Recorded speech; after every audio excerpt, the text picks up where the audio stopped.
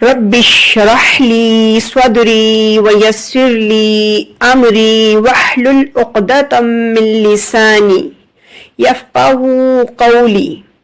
اے میرے پروردگار، میرا سینہ کھول دے اور میرے کام کو مجھ پر آسان کر دے اور میری زبان کے گرہ کو کھول دے تاکہ لوگ میری بات کو سمجھ سکیں۔ بے شک تو ہر چیز پر قادر ہے۔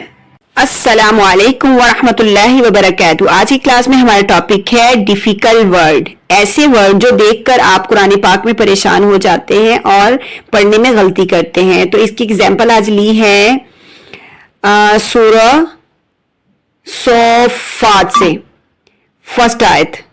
تو یہاں پر آپ کو سب سے پہلے آپ دیکھیں، ایک تو ہم ہجے کے ساتھ پڑھیں گے اور رول کے ساتھ پڑھیں گے تاکہ جب بھی یہ ایسے حرف آپ کو نظر آئیں تو آپ سمجھ جائیں کہ یہاں پر کون سا رول اپلائی ہوتا ہے، اور تاکہ آپ کو پڑھنے میں آسانی ہو، یہاں سے سمجھ کر آپ کسی بھی اور حرف کو بھی پڑھ سکیں جو کہ ان سے ملتا جلتا ہو۔ اس لیے ہم رول کو بھی ساتھ فالو کرتے ہوئے پڑھیں گے اور بات کریں گے کہ یہاں پر کون سا رول اپلائی ہوتا ہے۔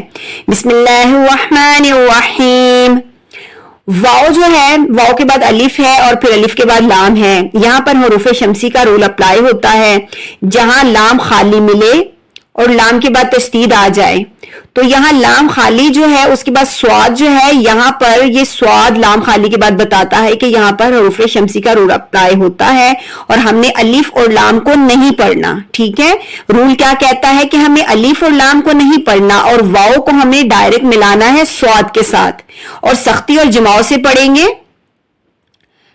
اور یہاں پر جب آپ مد لازم کو دیکھ لیں تو آپ یہ سمجھ جائیں کہ یہاں پر 5 سے 6 حرکت کھینچ کر پڑھنا ہوگا۔ تو ہجے کے ساتھ پڑھیں گے، واو سوا زبر وس، سواد فا کھڑی مت، زبر صوف،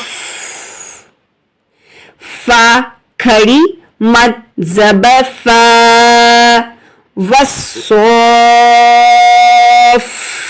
فا، تا زیر ٹی، وصوف فاتی، سواد فا زبر صف، فا دو زبر فا، صفا۔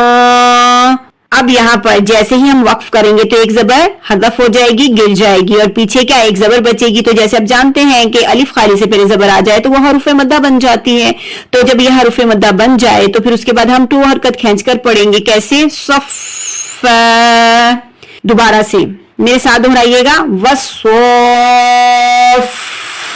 فاتی صفا۔